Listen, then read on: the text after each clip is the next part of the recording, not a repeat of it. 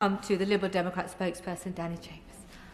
Thank you, Madam Deputy Speaker. It is an honour to speak in this debate today and to follow such passionate speeches, including the one just given by the member for East Kilbride. And I'd like to congratulate my friend from Bury St Edmunds for not only such an eloquent introduction to this debate, but for such an interesting history of persecution of Jews in Britain for the best part of 1,000 years. And I thought that was very, very informative, but also provided much needed context to the discussion we're having today. And the many members who spoke about individuals and charities and organisations who are working tirelessly to ensure that that the nation and school children in particular are educated about the Holocaust and will not forget it. And with the average age of Holocaust survivors being 87 years old, it is very prescient that the Holocaust Memorial Day theme is bridging generations. And Madam Deputy Speaker, the Holocaust Memorial Day Trust plays a vital role in ensuring that remembrance is not limited to those families who were murdered those whose families were murdered in the Holocaust, but also includes those who, having been mercilessly killed by the Nazis, were left with no one to speak their names. For the victims with no surviving family or relatives, their legacy must be safeguarded through education, remembrance, and memorial. If the words "never again" are to mean anything, they must represent a shared commitment to challenge hatred wherever it appears. And sadly, this year, the Holocaust Memorial Day comes against the backdrop of anti-Semitism on the rise. Madam Deputy Speaker, Jewish people in the UK are facing unacceptable and rising levels of hatred and violence.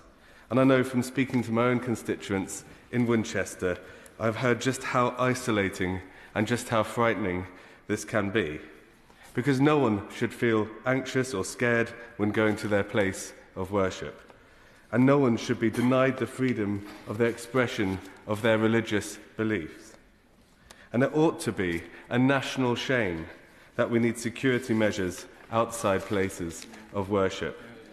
But the murder of 2 members of the Jewish community just last year outside their synagogue, we know that these measures are unfortunately necessary. For so many British Jews, Holocaust Memorial Day is deeply personal. It's a day of grief and of remembrance and of resilience. Madam Deputy Speaker, to end, I'll quote the words of Prumai Levi. The story of the death camps should be understood by everyone as a sinister alarm signal. And Madam Deputy Speaker, while hatred and division persists, this alarm signal must be in our minds today, and it must remain in our minds for generations to come. Madam Deputy Speaker, on my way to the Chamber today to give this speech, I walked past the very moving exhibition in Parliament, where we can see the replicas of the shoes of people who were killed in those death camps. And some of those shoes are of little children.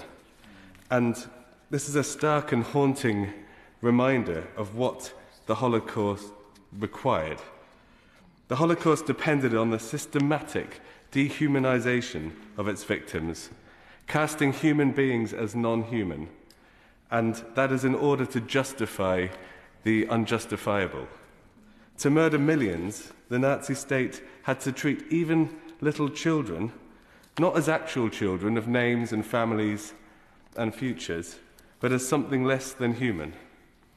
So in this chamber and in our communities, in our schools, in our neighbourhoods, let us all stand with Jewish communities, because anti-Semitism has no place in our country, has no place abroad, and we must do all we can to ensure Jewish people can practice their faith freely, live openly, and participate fully in our society without fear. Madam Deputy Speaker, we remain today and will always remain committed to creating a society that never stops learning from the lessons of history.